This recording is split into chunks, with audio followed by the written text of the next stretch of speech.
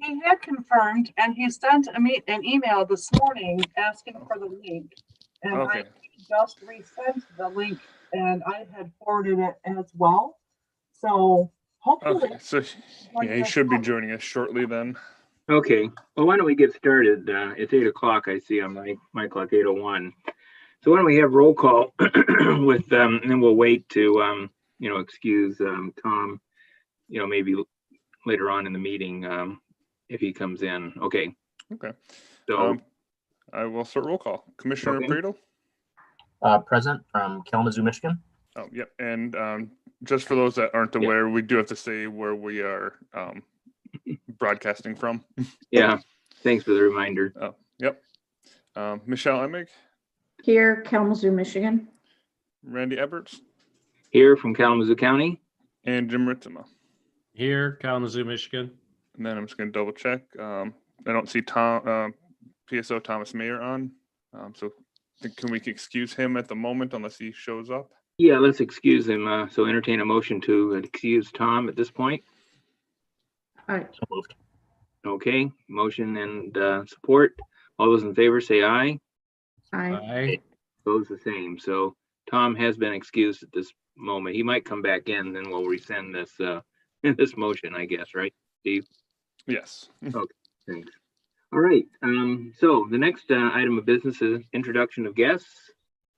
Okay, so I will start here. We have Lisa Brown, our retirement services manager, Mm-hmm. Nina Porter, management services coordinator, and then we have at the moment 2 retirees who had requested a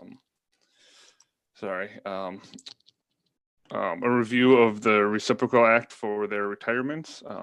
Right now we have Mr. Gregory Bombridge online and Mr. Harold West. And there is a third one, Mr. Ken Colby. I'm not aware whether or not he was going to attend, but he was invited as well. Okay, thank you. I just wanted to make a comment too that I appreciate the flexibility in the committee.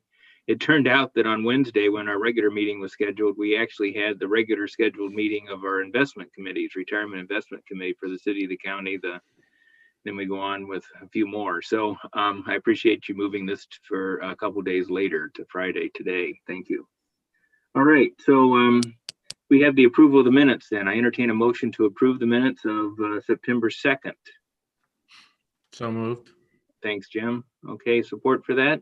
Support. Support. Okay, any changes, corrections, additions, subtractions, all that? Okay, hearing none, all those in favor say aye. Aye.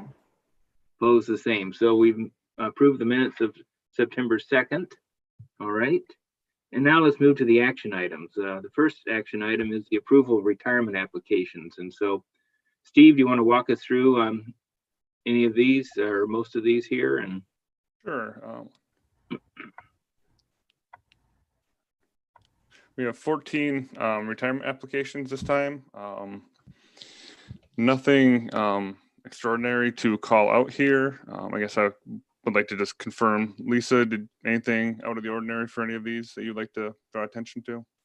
Okay. Nope. The only thing I think that's showing up on there is that we added a EDRO or a DRO for domestic relations order for a person who had been retired previously. So that's been added. Okay, so yeah, I guess that would be one that would be a little out of the ordinary then for us to be reviewing. But other than that one, I think everything else was pretty straightforward. okay, any questions on the applications from our committee? The board? Okay, I'll entertain a motion then to approve the retirement applications. So moved. Thank you. Support? Support. There we go. Thanks, Chris. Okay, all those in favor say aye. Aye. Aye. Opposed the same. All right, let's move to item 2B then, approval of refund applications. Steve, Lisa, I don't know, I'll start with Steve and you can hand it over. You know, I guess pretty straightforward. A majority of these are, you know, less than 1 year. I think the most we have on here is someone who had 5 years but they were obviously still quite a ways. They were part of the ASME union group, so they still had another 5 years to qualify for their pension. So not uncommon to see that distribution. So yeah, I mean, with the short tenures on some of these, it's not a surprise to see that they would take the distribution. Okay, good. Any questions regarding these refund applications? I do see an employee on here twice. Is that just a typo or? Who's on there twice? I'm looking. Sorry. Sorry, guys. I'm just signing on now. I had a call. Oh, okay. Welcome, Tom. We're just looking at Morning. refunds. Abhishek? Yeah, Who? Abhishek? I don't know. Are you on the correct page? Page 9. I see. Oh. No, maybe not. On my packet, he's listed twice. So if he's not on yours, then we're good. Here, I can put it up on the screen here. Oh, maybe not. okay. Tom, we're on page 9 of 55, item 2B, refund applications. Okay. Steve, you're putting it up on the screen, did you say? I'm trying to. I don't have Okay. access to do so at the moment. If it's not listed twice, Steve, then I'm good. I just saw it listed twice on my packet. I I'm don't not even, I don't see Abhishek on what I'm looking at all. So Yep, No, I that's don't why I want to either. make sure that you're looking at the right list. Oh, okay. You're on page 9 of 55 in 2020 refunds. Okay, yes, yeah, I'm good. Okay, here we go. Here we are. Thank you. Yeah, just make sure everybody's on the same page here. Okay, great. Yeah, that's the page I'm looking at. So I think, Abhishek is in the minutes of the last meeting. And so he is listed twice, and I can correct that before I send the minutes for signature. okay, thank you. Yep. Yeah, it is a little confusing because it's the same format since I think you've done a little pasting and things like that, right? Yes. Yeah. So right now we're on 9 of 55, which is our new application refunds or refund applications to approve. Yep, I'm good. Okay, great. All right. So any additional questions on these? If not, I'll entertain a motion to approve. So moved. Thank you, Michelle. Support? Support. Thanks. Okay. Any more questions regarding the refunds? Okay, hearing none, all those in favor say aye. Aye. Aye. Opposed, the same. So we've approved the refund applications as well. That moves us to 2C, which is the approval of military buyback applications for both Donald Hepler and Kyle Barrows. Yeah, Okay, thanks for putting them up on the screen here, Steve. That's helpful. No problem. I guess just maybe getting a little ahead of it here. Pretty straightforward. They were both hired on October 12th, so Mhm. well within their 1 year. I think their length of service was pretty straightforward as well and consecutive. So they met all of the standards that we require. Great. Okay. So are they both, what departments would they be returning to? Or The I first see why one was IT, and the second one here is public services. okay. I saw the public, Kyle Barrows was an air traffic control navigation aid technician. I was just trying to figure out where that fits into what the city does. Yeah, I'm sure there's a place for him there. So, all right. Okay, I'll entertain a motion to approve these two buyback applications, military buyback applications. So moved. Thanks, Jim. Support. Okay, support. Thanks, Chris. Okay, any questions to Steve or anyone on these applications? As you said, Steve, they're pretty straightforward. Nothing unusual about them. Yep. Okay, good. All right. So, hearing no further questions or comments, all those in favor say aye. Aye. Opposed, the same. So, we've approved the military buyback applications, and so it looks like we have no prior service buyback applications, and we have no duty disability applications. So that moves us to 2F. Is that right, Steve? Correct. Okay. And then we have 3 reciprocal request recommendations from the city based upon requests from these 3 individuals for uh, uh, I guess, additional time and service based upon past experience before being hired by the city of Kalamazoo. Is that true? Correct. I would like to handle each one of these as its own individual item. However, the facts and circumstances are very similar for all three, and the city stance is virtually identical for all three. But I Okay. think it's important to give each one its own consideration. Okay. Now there was something about some type of a negotiation that took place in a prior year. Yes. Is that for just so, one of them, or is that all three? I couldn't quite. I figure think, are you referring to the cities? Let me go back down to the cities. The grievance. Letter here. 2019. Yeah, there's an agreement or something. It said Yes. in So I guess 2019, I guess, the grievance December settlement. 19. Yeah. yes. So I guess I think you're referring to the last paragraph of the Yeah. city staff recommendation. So I guess just to highlight, all of these retirees obviously happened well before 2019, and before that time, the city would treat reciprocal service as a way to avoid early retirement penalties, but not towards additional benefits like the post-retirement adjustment. In 2019, there was a grievance settlement where the city then moved to allow reciprocal service to be counted towards achieving the increased multiplier with the PRA for public service employees or safety. Sorry, excuse me. Mhm.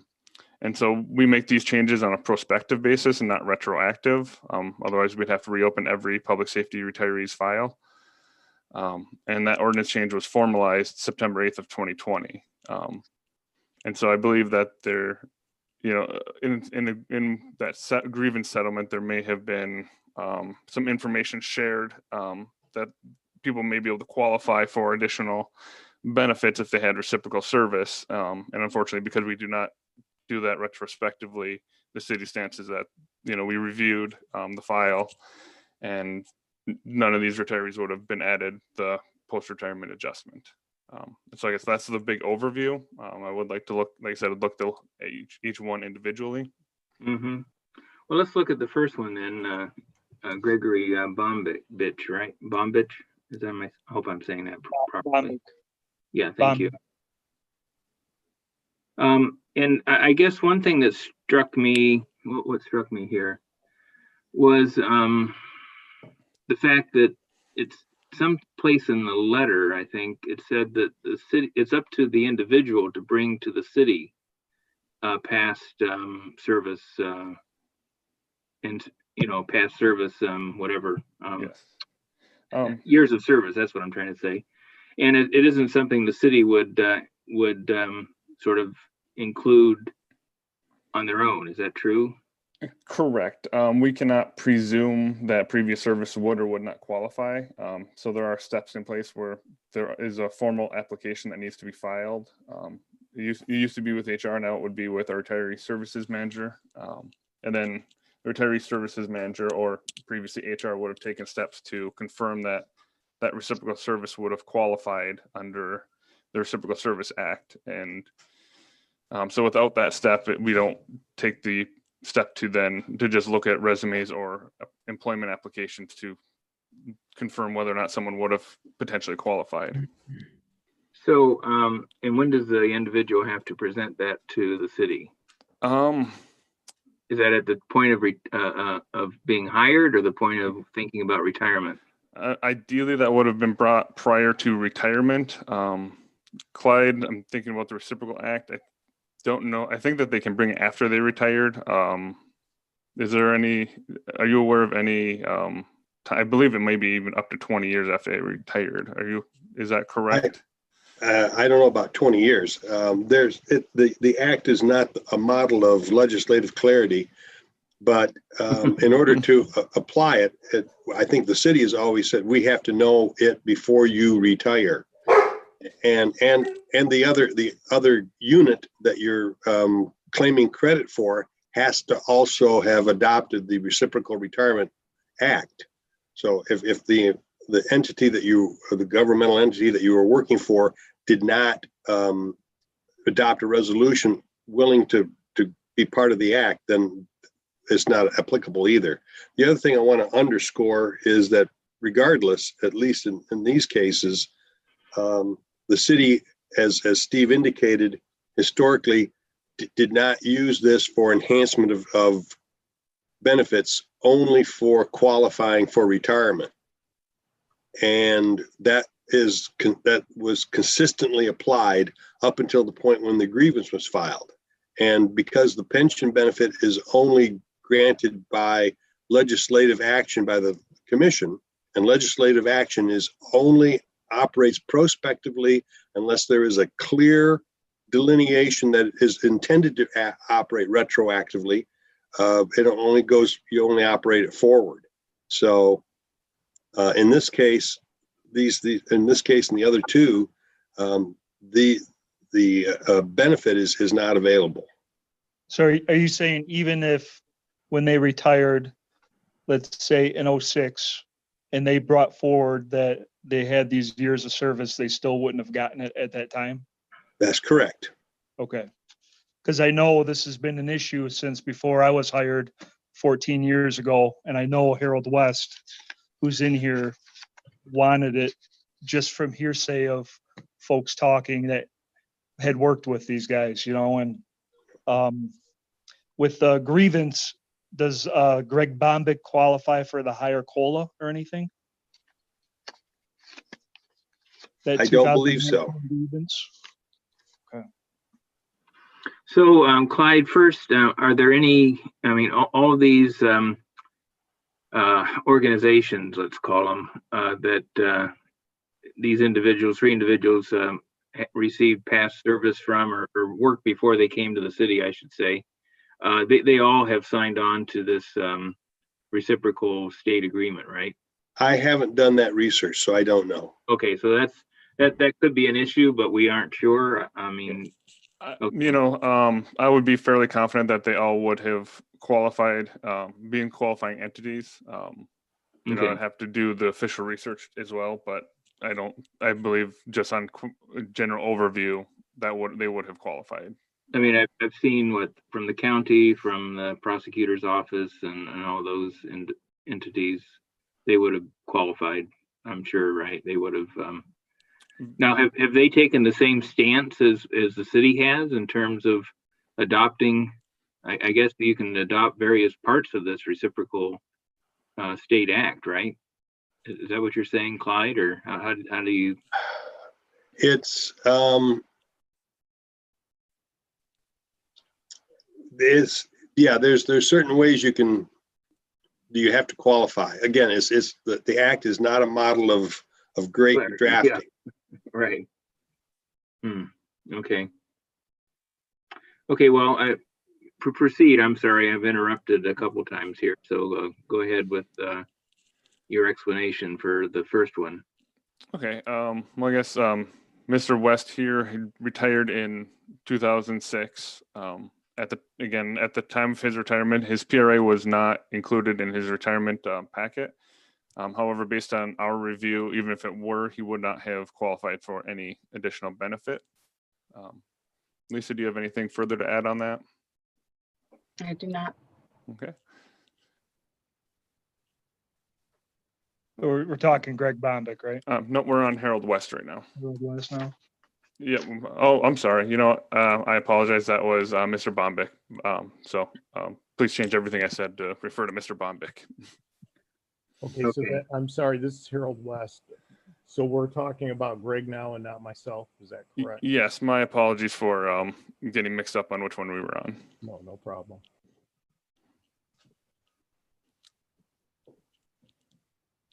So I guess I would like to ask if Mr. Bombick has anything further he would like to add beyond what he's had in his letter and based on the discussion we've had this morning.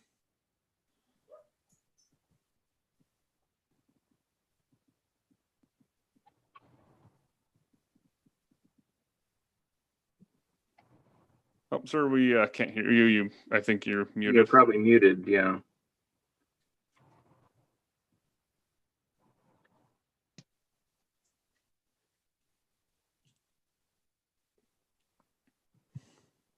Is that something no, he's, where are we here? Yeah, you're muted, Mr. Bombick. You know how to unmute? It's over on the lower left-hand corner of your screen.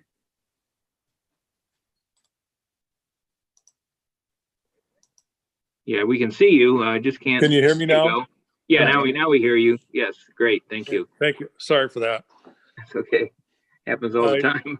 Yeah, I just want to add one additional item that was not included in my letter to the retirement board is when I hired on to the city of Kalamazoo during the initial processing, I had inquired with human resources. They were explaining the retirement that the city of Kalamazoo was offering. And I asked if any of my time at the County of Kalamazoo Sheriff's Office would count for retirement. And I was informed, no, the only thing that was available was the buyback from the military. Okay. So how do you see that today then? Your, that conversation you had, is that, in terms of your request or the, what you brought forward here in the letter? I believe that it's very possible that the HR wasn't aware of the RRA. I see. And I acknowledge that. And based on the information that I had received from existing public safety personnel, they felt that at least I was entitled to the 2% COLA. Okay. Which is that part of the agreement that not the agreement, that the position the city has taken? I can't, trying to go back and forth here. So I guess just re-clarifying the city's position. Yeah. That we made a change in how we would account for reciprocal service for the PRA or COLA as it's referred. But that would be prospectively starting in December of 2019, and it was formally in the ordinance of September 8th, 2020. So his retirement was back in 2006, and the way we had applied it at that time would have been reciprocal service would have only aided in removing any early retirement penalties, not additional PRA benefit. So our recommendation is not to approve this change. Okay, but the city has agreed to allow reciprocal service to be counted towards achieving an increased multiplier in PRA, right? That's what you said here. Yes, on a prospective basis moving forward. Okay, beginning in September, on September 8th of 2020, is that what it says? How we should interpret this? I think that's the clearest way. It was as part of a grievance settlement in 2019. It took a little while, takes a little while to get ordinance changes formalized. Yeah. Okay. Did the retirees get anything on that grievance settlement for their retirements? So I guess I could leave that to Clyde, but my understanding was that there was nothing for past retirees that would have been achieved through that grievance settlement. Correct. So you had to retire after 2019 for this to take effect? Is that what you're saying? Correct. And that's how we handle ordinance changes. Is there from that moment forward? We don't go backwards with them. Yeah, it would be just the employees that are covered under that employment agreement, right? Yep. That's being changed. So, and prospectively going forward. Okay, so if you retired before December of 2019, do you get any of this change, or is it only after that date that this change would go into effect? Only after that date. We did do a review of each one of the pension file, and he would not have changed his benefit in any way from what we could see in our review. He didn't have early retirement penalties, which would have been the only thing that could have been removed given his date of retirement. So basically, he's not getting the 2% COLA every year. Correct. That would be the difference. Is he getting an increased multiplier in PRA after 2019? No. It depends. Your benefit depends on the date of your retirement. And with his retirement being 2006, it would have, his benefits would be set based on the ordinance and employment agreements he retired under. Okay. Okay, so there's no change in his retirement benefits then, because of this agreement, or as a result of this agreement? Correct. That is the city stance. Okay. Now, it sounds like, from what he's stated here, that, when you did have a conversation with the HR department, that, they were telling him a little something different than what the city finally agreed to. Is that true? I guess it would be hard to say, looking back exactly, know exactly what had been said in 2006. But based on our review, even if we'd included his reciprocal benefit at that time, it would not have changed the benefits he had actually been receiving. Okay. But if he were to have retired after 2019, then there would have been an increased multiplier, you're saying here. Correct. So for retirees starting after that grievance date in December of 2019, anyone retiring after that date would be able to use reciprocal service towards qualifying for this benefit enhancement. Mm-hmm. So I guess, Clyde, the pension board is sort of put in the middle of this thing. You've already had a grievance settlement with individuals, right? Who were once in the employ of the city? Well, it's with the union. The grievance is brought by the union, who represents the current members who work for the city. The union does not represent retirees. Okay. So, and the board, in a sense, does, right? I mean, well, no, the board is the fiduciary of the pension fund. That's right. Well, that's what I meant. We have to think about, because the pension fund is owned by the fiduciary, or by the retirees, in a sense. I don't know that it's owned by the retirees. Well, it's owned by the city. For the benefit of the retirees, then. It is for the benefit. Yes, that's true. Okay.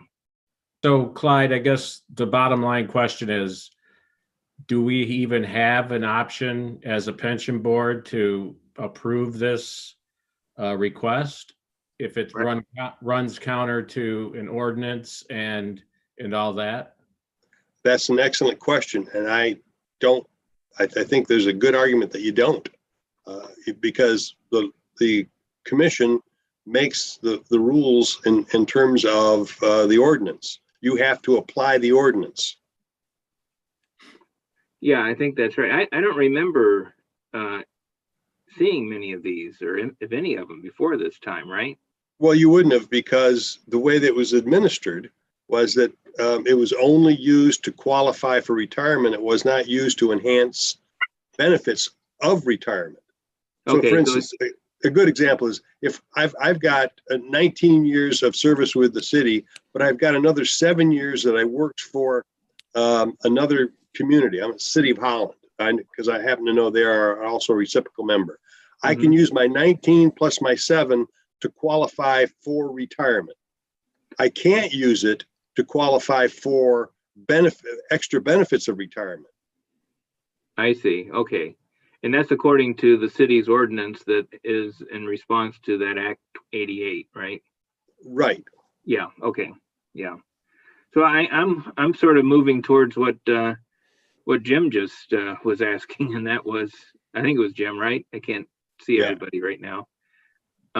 Do we have any jurisdiction over these I don't know what you want to call it, recommendations or whatever? Requests, yeah. Yeah, yes, that's an excellent question. And my advice would be that you would deny them, for the reason that both in terms of the ordinance and the grievance only operated prospectively, and that all these retirements occurred before September of 2019. And therefore, whatever agreement we made and whatever ordinance was adopted has no applicability. There was no retroactivity to those matters. The other thing is, as I pointed out, the union does not represent retirees. And I suppose you can also say there's a question of whether you have the legal authority to grant the request. I don't blame these retirees from coming to the pension board and asking, but I don't know that you have the ability to grant the request for those variety of reasons I just listed. Right, right. Now, in terms of the grievance settlement, the union, you said, represents active employees, right? Yep. And so, and that would include then prior years of service? Is that how that was seen? I mean, I don't understand your question. well, I'm looking here to see that as part of a grievance settlement, the city has agreed to allow reciprocal services to be counted towards achieving. And yes, it would be for those employees. Yeah, and you're just saying that, you know, the only thing the city allows is to qualify for retirement, right? Right. And that would be service that was active service prior to, you know, their retirement date. Yes. And so that would be under the auspices of the union. Is that how we see it, or? No, anybody, whether you're a union member or even, this is also applicable to non-union members and other unions in the city, that if you've got reciprocal service with another governmental entity, you can apply it to qualify for retirement. You just can't enhance the benefit. That's the way we've always applied it. Right, right. And I was just saying that since the union represents an active employee, it's the number of years of service that they represent, or that they have, well, not jurisdiction. No, all they do is they represent the interests of existing members of the union. Yeah, and so when a person is still a member of the union, an active employee of the city, they can then say, okay, I went to, you know, before they retired, I also worked for this other entity, that city that, you know, was part of the Act 88. And so here's the total number of years that I can right apply toward retirement, I guess. Yeah. Yes. Okay. I'm sorry, this is Harold West. I'm not familiar with the format, but I would like to ask a couple of questions because it sounds like these are all being lumped together and a decision will be made that will affect all of us. So I would like the opportunity, if I can, to just ask a couple of questions. I don't know if that's permissible or not. I think it's fine, Mr. West. Go ahead, please. Well, I want to respond to what Mr. Robinson said about the commission making the rules, and he's right. The ordinance was passed, but also in those ordinances, it says that under 2-257, that if there's a mistake made, that they're bound to go back and make corrections. And not only that, a statement was made that it was up to us to bring past or prior service up to the city.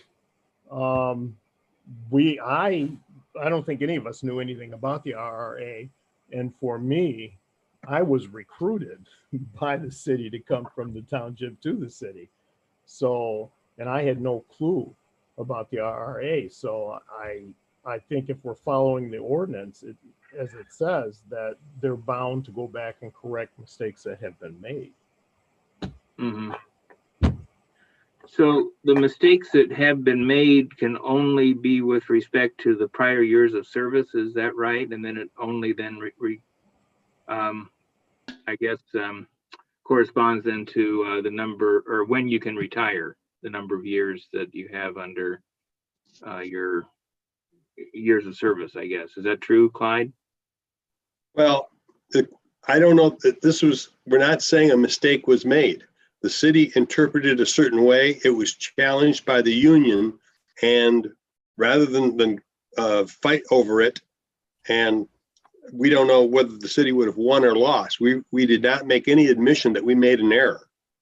There was a grievance filed, and it was resolved that rather than go to arbitration, we would change our interpretation. So there's no admission on the part of the city that there was an error. Okay, so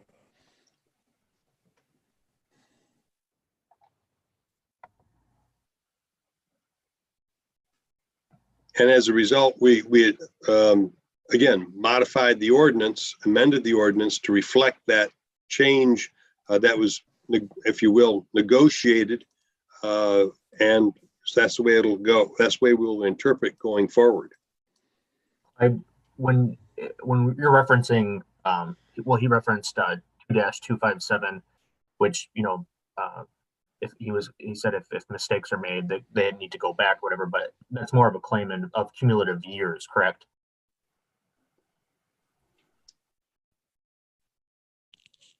Is that for me? Is that question for Mr. West? I was just curious from Clyde about correction of errors. Well, the language of 257 says, should any change in the records result in any person receiving from the retirement system more or less, he or she would have been entitled to receive had the records been correct. The board shall correct such record, and as far as practical, shall adjust the payment in a manner that the actuarial equivalent of the benefit to which the such person was correctly entitled shall be paid. So the question is, I don't think there's a error in the records. We know there's no question as in terms of these individuals are being given credit for the time of service with the city. Now, and at the time they retired, any other service they would have had with another municipality only could have been used for them to qualify for retirement. It couldn't have been used to enhance the retirement benefit. That is, increase the pension amount, qualify for the PRA, and so on. So that was the way it was interpreted and continued to be interpreted. And recently, in 2019, the police union took issue with that interpretation. They said, well, I don't think that is a correct interpretation. And we said, no, we think we've got it right. And rather than fight that out, we negotiated, said, okay, we will go forward with a new interpretation of how to apply the Reciprocal Retirement Act. So there was no, as I said, there's no error.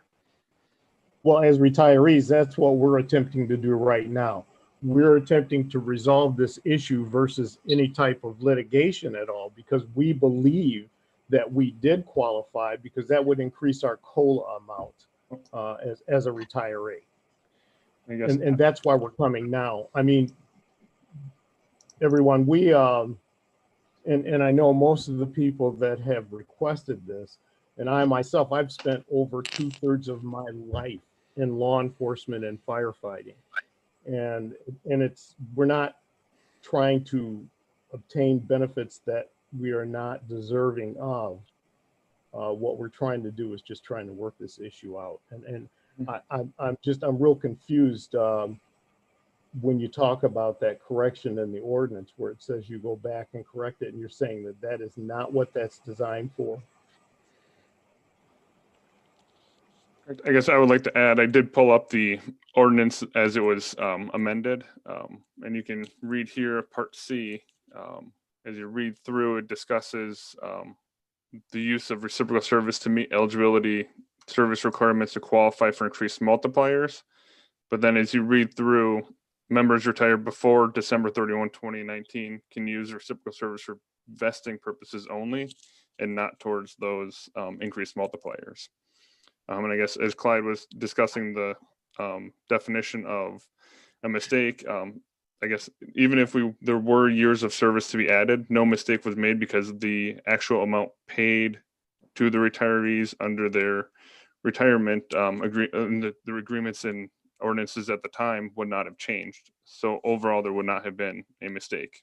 Okay, so this that you just read, that was something that was revised then from what originally was stated in the ordinance. Is that correct? This is the ordinance as it was revised in September of 2020. Okay. To adjust for that union grievance that was settled in December of 2019. Okay, so it was revised. Okay, I understand that. And the ordinance was written so as to reflect what the practice had been. That reciprocal service could be used to vest, but not enhance benefits. And that's what this section says. So it reflects the agreement that was reached on the grievance. If you were vested, you would have gotten a COLA. Okay, Or this, Randy this Klein. is, yeah, this is Randy again. This is the first time that I've seen anything like this, and it sounds like a fairly complicated set of ordinances. As Clyde said, the Michigan Act was not very clear. We had changes that took place in our own ordinance from the city, and I think that we need, and I hate to do this, but I think we need to table these 3 recommendations in order for myself, and I don't know, maybe the rest of the board can speak for themselves to come up to or get myself up to date on these ordinances, because I'm confused myself, to be honest. Could you share a little bit about if there would be any kind of a precedence impact if these were approved? Yes. Yeah, If I think so. this, number one, if this board did it, as I said, there's some question whether you have the authority to do it, Right. because it would be, you'd be doing something that the ordinance doesn't permit. So Right. we argued that it's an ultra vires act. But if it was upheld, then that would open up the door to all retirees prior to the December 31st of 2019, going all the way back. And we'd have to look for everybody who might have had reciprocal retirement. Then assuming they did, then the question becomes, okay, what's the cost to the system in order to provide that, and do those benefits get retroactive? If some, as individuals who retired in 2006 and supposedly were entitled to this for the last 14 years, do we have to pay that back, or does it only operate prospectively? So I think you're opening up a can of worms. Well, I guess my question would be negotiation. I mean, I'm not looking for a lump sum of money. I'm just looking for the reciprocal retirement agreement that would give the COLA is what I'm looking for. And that's what I believe it was designed to do for the retirement benefits. And I don't think any of the group is looking for large sums of money. That's not what we're after. We're not after to bankrupt the retirement system. This is Greg Bomick. I'd like to add something to Harold's statement. I'm just wanting the city to do the right thing and listen to our situation. I believe if I was credited with the years of service that I had previously served at the Sheriff's Department, Kalamazoo County, which would apply it, I realize it's not going to enhance my multiplier by any means, and that's not what I'm looking at. I truly believe, by the way the ordinance is written, that it would allow me to receive the 2% addition and would brought me up to the 25-year retirement. Mm-hmm.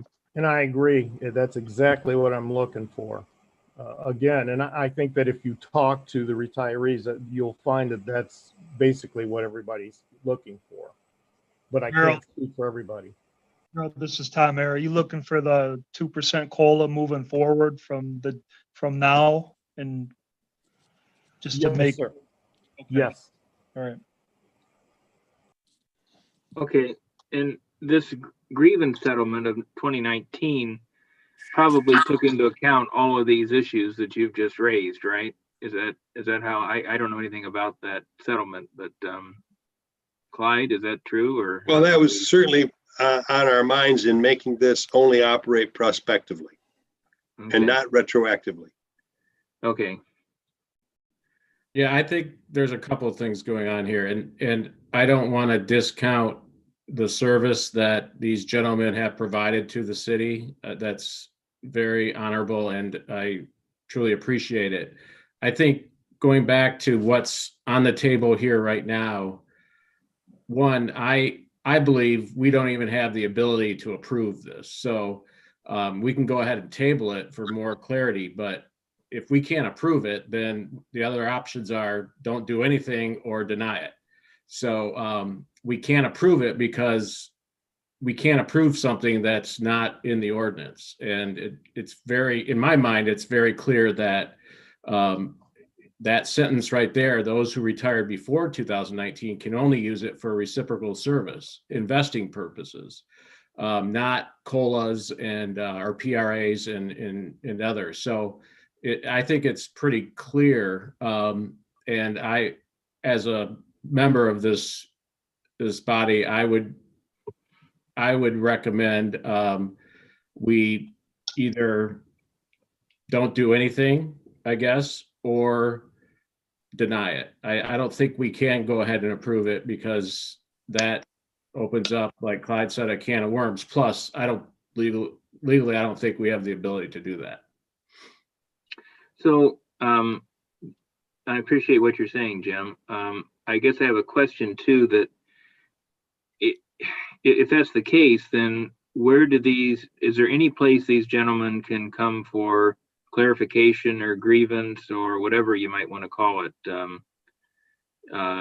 If not to the board, and we can hear it, but we can't do anything about it. And I think that's probably the way it's going to end up. But I was just curious about, a voice here. I think they could ask the city commission to consider some type of change in the ordinance. If Okay, and because that's- they're no longer represented by the union, you're saying they're now Yes. retirees. Yep. Yeah, they have to go directly to the commission then. Yes. Okay.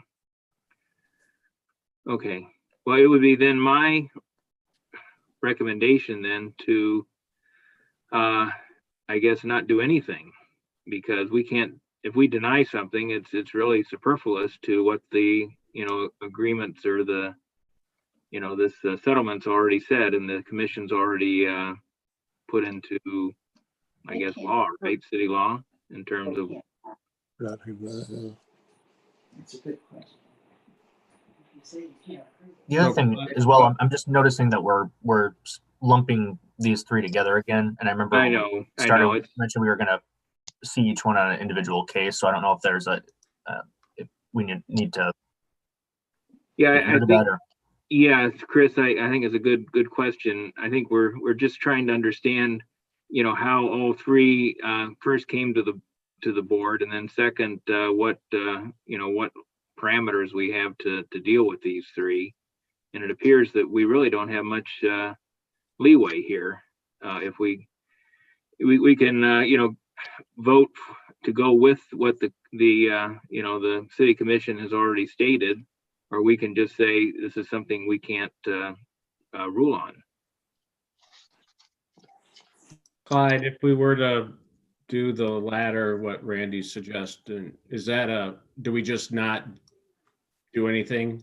Or do we I think you have to take action and indicate the reason why, or for the inaction, if you will, that you find that you don't have jurisdiction over the requests.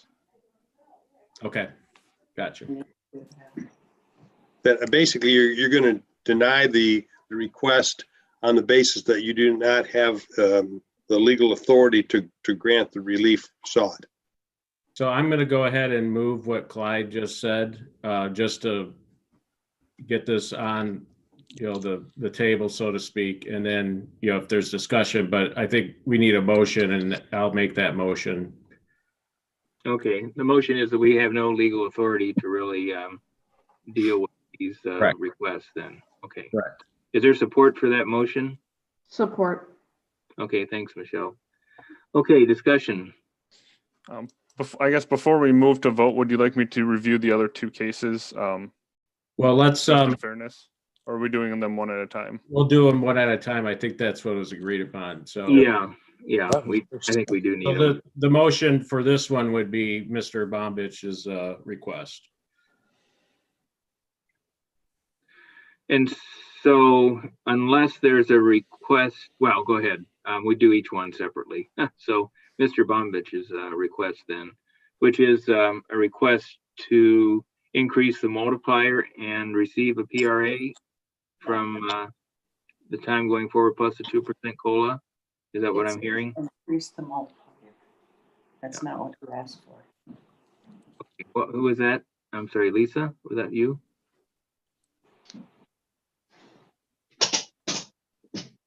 Okay. Okay. So, the request really is, I'm sorry, the motion is really, independent of the request because it's saying that we can really not, we don't have the legal authority to determine, anything but, what, I guess is there anything we can determine here, Clyde? I don't think so. No, as the motion is that you have, This you're is going beyond our to deny jurisdiction. the request because you do not have the jurisdiction or legal authority to grant relief requested. Yeah, and I don't think your motion didn't say anything about denying the request. We just said we don't have the legal authority to entertain a request like this, right? Is that what you said, Jim? Yeah, I went off what Clyde said, so. Okay. I didn't hear denial, but I just said we don't have the legal authority to entertain such a request. That's what I heard as well. Yeah, okay. Okay. So any more questions, discussion before bringing this to a vote? I just want to reiterate, appreciate both gentlemen, Mr. Bombich and Mr. West, for bringing this forward. Certainly, why not, make an attempt to advocate for your family and finances. But I just, I think it's important that it's not misconstrued as Jim said, as a lack of gratitude for your service to the community and your years of service. I think when it comes down to it, as folks have stated, it's just a matter of legal authority and whether we have the ability to even hear it. And then also, as Clyde pointed out, concern over just the precedence that it sets is a bit of a slippery slope as well. Thanks, Chris. Okay, any other comments? Tom, anything from you that you'd like to say? No, I mean, I see both sides. I understand when you retired, this was the deal you got. The act was 1961. They didn't apply it then. I've spent a lot of time on this, and okay, I see both sides, and I understand the denial. Okay. All right, Michelle, anything from your end? I think you're the remaining person who hasn't said No. too much. No, I'm good. I just, with Clyde's recommendation that we do not have the authority to even, I think, vote on this, deny or approve. I just don't think we have the authority to be able to do that for a city commission item that is an ordinance. Right. I think I have to agree with the same thing you just said too, Michelle. Thank you. Okay. Why don't we put this to a vote then? So all those in favor, say aye. Aye. Aye. I'm sorry, Randy, what are we Yeah, voting? this is the motion that Jim introduced, and that was, we don't have the legal authority or jurisdiction to entertain such a request. Yeah, I would suggest a roll call vote on this. Okay. Roll call, Steve, please. All right, Thomas Mayer, Aye. Michelle Emig, Aye. Commissioner Pradel. Aye. Randy Edwards, Aye. and Jim Ritzema. Aye. Okay, so the ayes have it. We have then adopted this motion that was just, I just mentioned just a second ago. Okay. We don't have the legal authority or jurisdiction to entertain such a request. So let's move to the Ken Colby request. Similar motion here. I entertain a motion to approve this. You mean to approve the, I'm sorry, not to approve, sorry, entertain a similar motion then we'll have support for it, then we'll have discussion, then we'll do another voice vote. Okay, sorry. Thank you, Clyde. Okay, Jim, I guess similar motion then? Yes, so moved. Okay, okay, so move. Support? Support. Thank you, Michelle. Okay, any further discussion on this issue? Okay, Steve, roll call then. Thomas Mayer, Aye. Michelle Emig, Aye. Commissioner Pradel. Aye. Randy Edwards, Aye. Jim Ritzema. Aye. And then finally, the reciprocal request recommendation for Harold West. Similar motion. We don't have the legal authority or jurisdiction to entertain such a request. That motion has been So moved. introduced by Jim, support by Support. Michelle. Okay, any discussion on this one? Okay. Roll call, Steve. Thomas Mayer, Aye. Michelle Emick, Aye. Commissioner Pradel. Aye. Randy Edwards Aye. and Jim Ritzma. Aye. Okay, so the motion is approved for Harold West as well. Okay, again, I think we're, well, I won't say much more. We've said a lot on these already, so, but I do, echo Chris and Jim's sentiment that we do appreciate all the years of service that these three gentlemen have given the city. All right, communication reports. Let's move through these pretty quickly. We have deaths and new hires and disability retirement. Again, it's all for our information only, so no action required on these three items. Okay. That moves us to 3D then, the third quarter 2020 investment activity. As I mentioned, we had a meeting on Wednesday, just 2 days ago, and we had the update from the third quarter, which was much better than what we've seen prior to this year. We started out the year at about what was it, $813 million. Is that right, Steve? Roughly. Yes, that's Yeah, pretty close. and so at the beginning of the end of the third quarter, sorry, we ended up about 256 million. So we still have a ways to go, but we're doing much better than we did before. Is that true? Is that the right number? Just correcting, you said 200. It was 756 million. Sorry, it wasn't that bad. No, okay. So we're, we're still around what, 130% overfunded. Is that right? So we're in good shape there. Yes. Yeah, good. Okay. And just a few things. We had a good third quarter, sorry, about 4.7% net of fees return, which was, good quarter for us. And also one thing that one of our consultants brought up was that value has outperformed growth for the first time, and it was significant, very significant on all fronts. And so that's a good sign for the way the portfolio has been tilted towards value over the years, and it served us very well. I think we're about what average annual return since inception is above 10%, 10.4. Is that right? Something like that, Steve?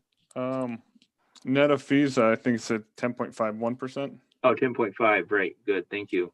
So you got it, the page right here, don't we? Okay. Good. 10.51%. Okay.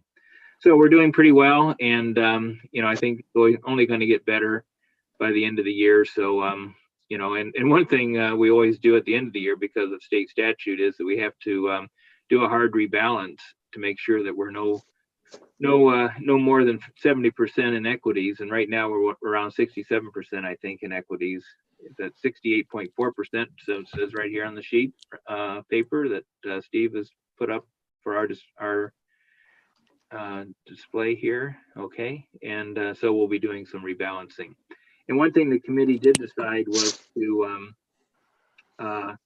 instead of a 5%, we'll go down to a 3% rebalancing mark. In other words, if equities or whatever gets over 3% or under 3%, then we'll rebalance right away instead of waiting to the end of the year. And the final thing I'd like to say is that the committee has been down to 5 people, and now we'll be up to 7 with 2 new candidates that we've recommended to the city commission to approve. And one is Nick Griffith, and he works under Jan Vandeclay, who was a longtime member of the committee, and he's at WMU finance department. He's responsible for the investments of the foundation there at WMU, so he has a lot of experience with this. And then the second candidate is Josh Sledge, and Josh is a city of Kalamazoo resident. He and I think his wife works for Kalamazoo Public Schools, and Josh has a long history in investments, but he isn't a professional investment advisor at this at this stage by any means. And so he fits right into the criteria of the of a member of the committee. So we're very pleased to have these two individuals on board, and look forward to the commission approving them for going forward. Any questions on this? I think this is basically our last item for communications. So Steve, just to clarify, and maybe point out for those that aren't completely familiar with all this. So if we end the year with a loss, which sounds like we will, better than what we thought it would, better loss than what we thought it would be, but it's still a loss. We take that and average it, right? Over, is it 5 years or? Yeah, any gain or loss gets smoothed over 5 years in the actuarial report. Yeah. So really, it tends to lessen that immediate impact of either a really good year or a really bad year over the 5 year period. Yeah. Okay, that's a good point, Jim. Thank you for bringing that up. Okay, any questions on what we've just said? Any questions about the two new board members, or investment committee members? I guess I would just like to comment that I'll be gathering some data or the application information for those two members and bringing that to the commission in the next couple of likely in January. Okay, in January then. Okay. Yep, just given timing of the year and having to gather the data and giving them, the commission, some time to be able to review that information before they have to make a decision, which will be well in time for the February investment committee meeting.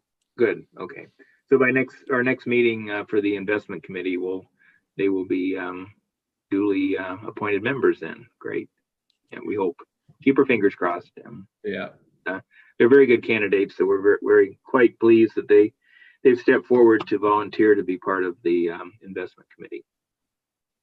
Okay. Anything else? Yeah. One thing, I'm sorry for Sure. breaking this on, but this is pretty important.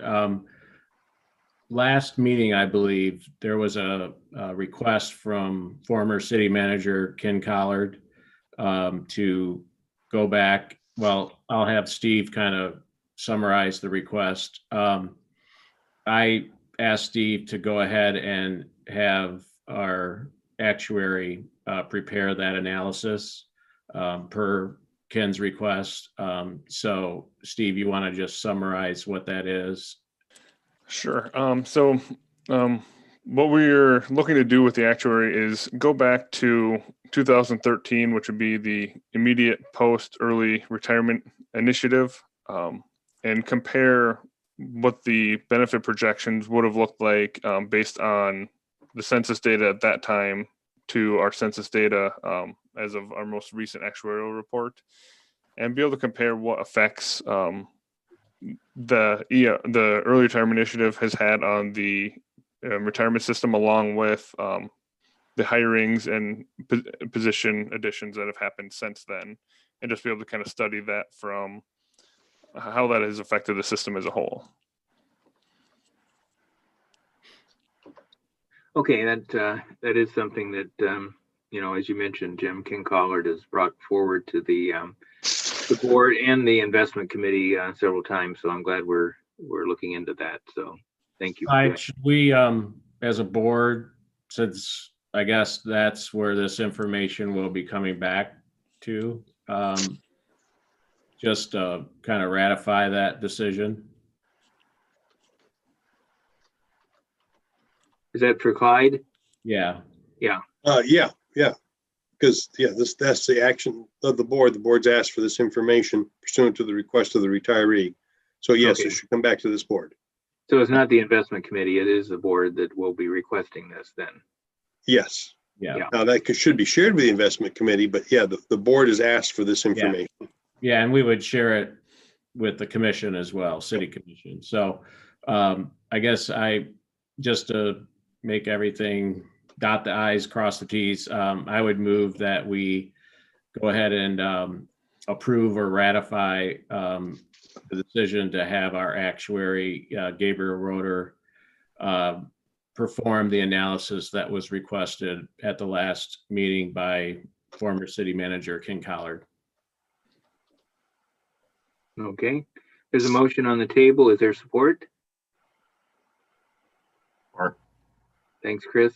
Okay, any additional discussion on this?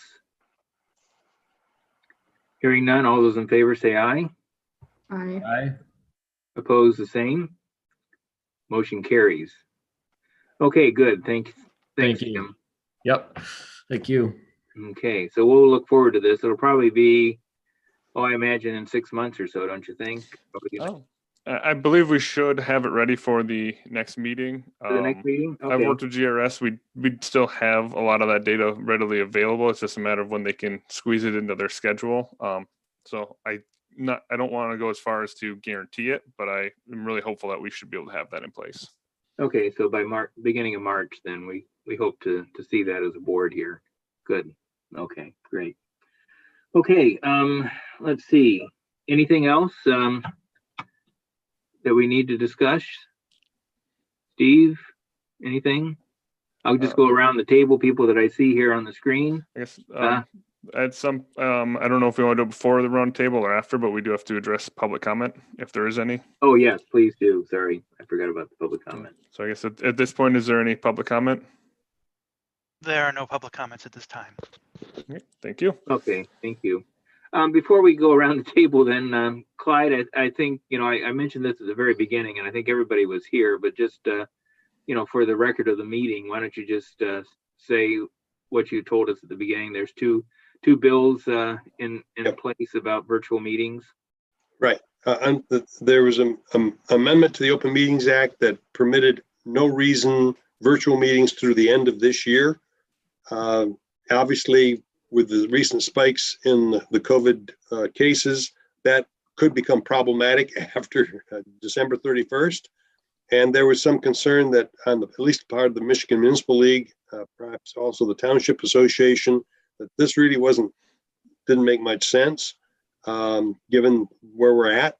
So the league went back to the legislature and asked for an extension. And I was part of drafting an amendment. We actually asked for it to go all the way to July of next year, July 1st.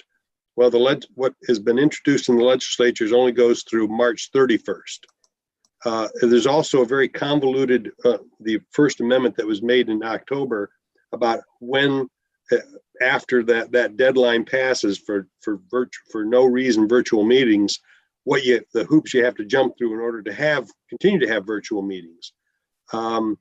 We made changes to that. In particular, regarding these types of boards where it's populated by volunteers and you're not paid, you're not received any remuneration for this, and as opposed to elected officials who receive some type of stipend.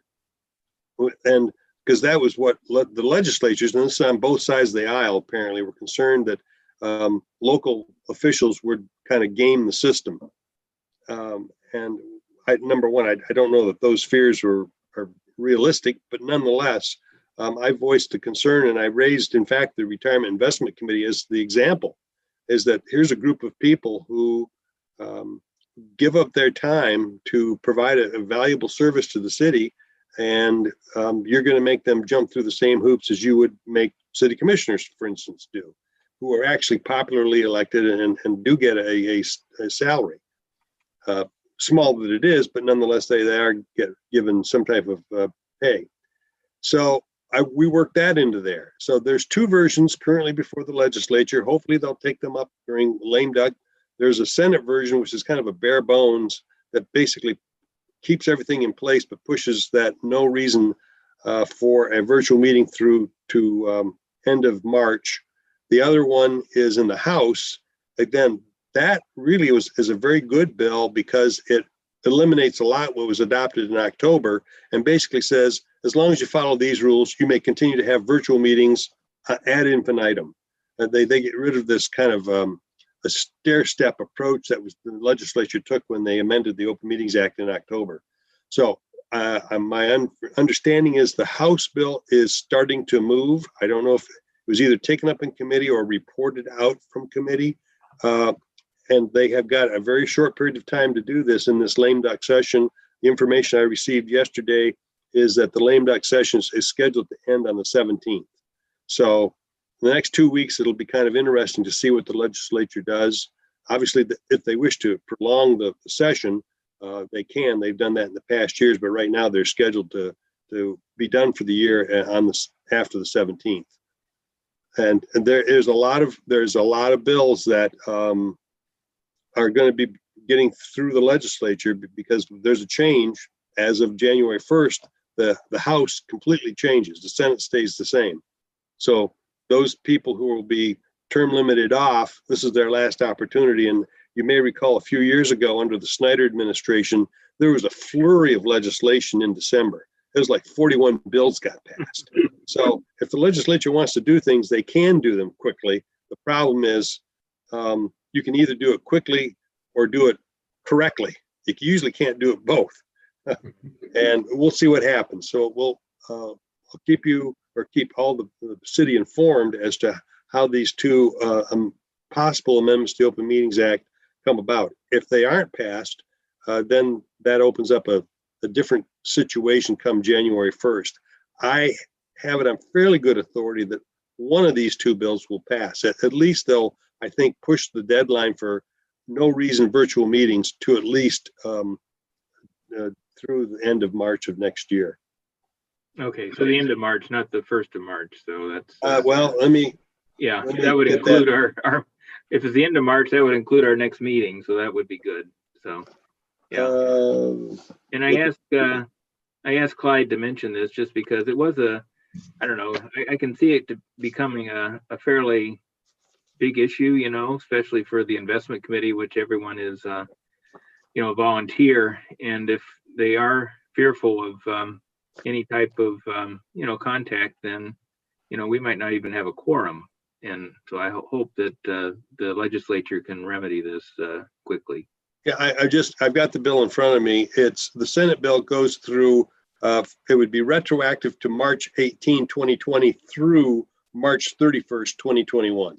Okay, good. So our next meeting could be under virtual still, which is what we want. At least I think we're going to need, given the way the pandemic has affected this area. So, okay.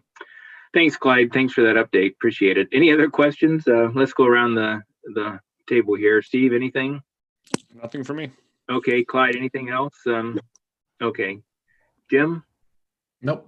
Okay. Lisa? Okay. Michelle? Nope. Chris? Yeah, I'm just going to mention and thank Jim and Steve and your teams for all your work on preparing and transferring the proposed 2021 budget. I know that's just a huge effort to put together and make possible, and so we appreciate it. By city charter, that gets the proposed budget gets presented to us on December 1st each year. So public can start viewing that on kalamazooCity.org/budgets, and I believe we have a public a working session on December 14th to review the budget with the city staff and hear what's in it. So I'd encourage the public to participate and reach out to us if they have any thoughts or input. Good. Thanks, Chris. Tom, anything? No, sir. Take care. Okay, thanks. Nina, Neil, I see you're here, but one quick clarification question. Yep. Because PSO Maher joined us late, I don't believe he let us know where he is attending from. Okay. Tom, where are you attending from, I guess? Station 6. Okay. In Kalamazoo. In Kalamazoo. That's all we needed to know. That's the new requirement from the state. So, Thank you. Okay, thanks. Guys, I'm sorry. And Nina, I think we can also withdraw the motion to excuse Tom because he's here. Is that how we work it? I'll just note that he arrived at the time that he arrived. Absolutely. Okay. Mhm. That's good enough. Okay. And Neil, anything? Appreciate the effort to change the meeting again. So that was great on my part. Glad everybody could make it. All right. So I guess any other business to come before the committee? It's been a long one, I know. Appreciate everybody sticking around for this. But Good meeting. Thanks, Randy. Good meeting. Well, thank you. And we'll see you soon. Bye, everyone. Bye.